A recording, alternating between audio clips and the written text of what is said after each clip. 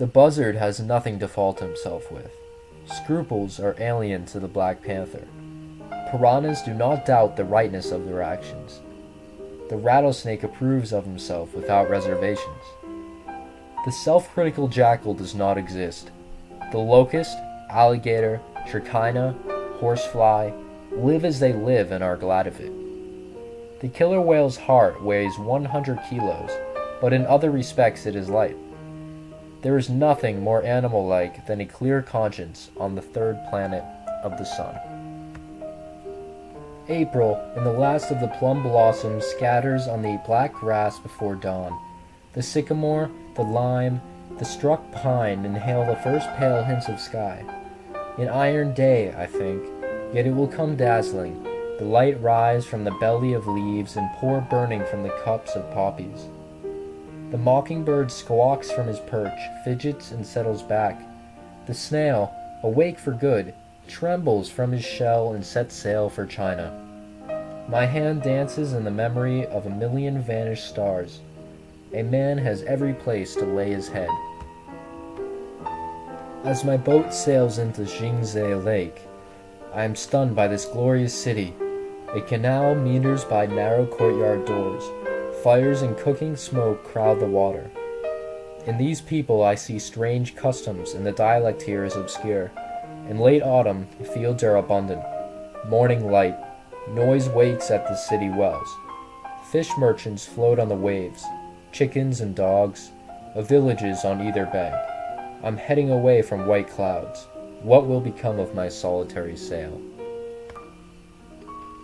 White birds over the gray river. Scarlet flowers on the green hills.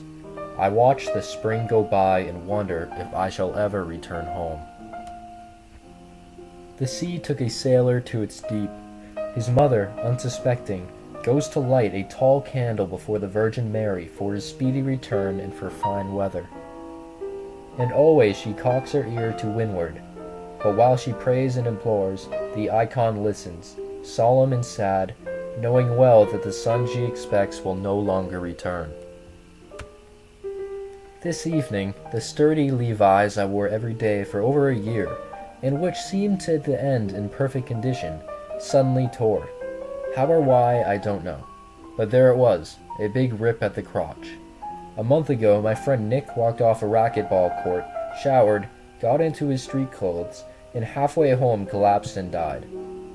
Take heed, you who read this, and drop to your knees now and again, like the poet Christopher Smart, and kiss the earth and be joyful, and make much of your time and be kindly to everyone, even to those who do not deserve it.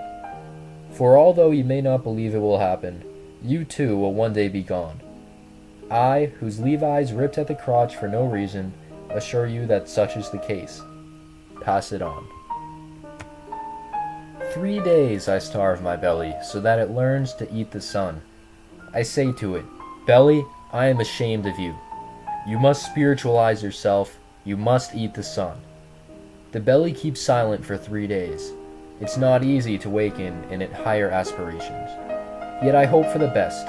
This morning, tanning myself on the beach, I noticed that, little by little, it begins to shine. When an archer is shooting for nothing, he has all his skill.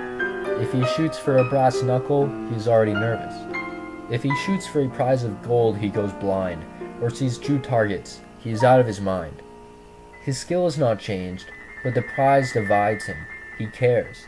He thinks more of winning than of shooting, and the need to win drains him of power. On the tidal mud, just before sunset, dozens of starfishes were creeping. It was as though the mud were a sky, and enormous, imperfect stars moved across it slowly, as the actual stars cross heaven. All at once they stopped, and as if they had simply increased the receptivity to gravity, they sank down into the mud. They faded down into it and lay still, and by the time pink of sunset broke across them, they were as invisible as the true stars at daybreak.